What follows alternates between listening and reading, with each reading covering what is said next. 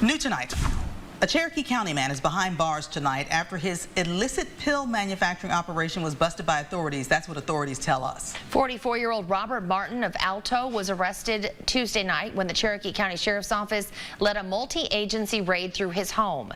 KLTV 7's Christine Guevara spoke with the Cherokee County Sheriff, who calls this a win for the community.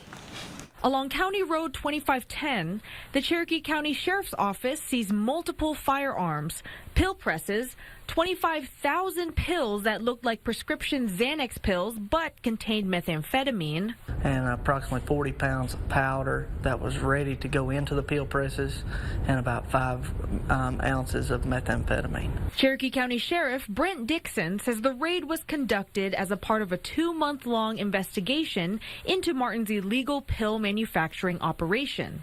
He was arrested on scene and is now at a federal holding facility. Martin is charged with conspiracy to distribute methamphetamine as well as possession with intent to distribute. Dickson says the investigation is now complete. No additional arrests will be made as officials do not believe he is tied to anyone else in the county. Anytime we can get that kind of individual off our streets and behind bars where he belongs, that's a win for us. These pills are dangerous. If a child was to get a hold of them, adult, anybody, it poses a great danger to our community, and we're glad to have him behind bars. Christine Guevara, KLTV 7 News. And Dickson says Martin will be looking at several years behind bars, faced with federal charges.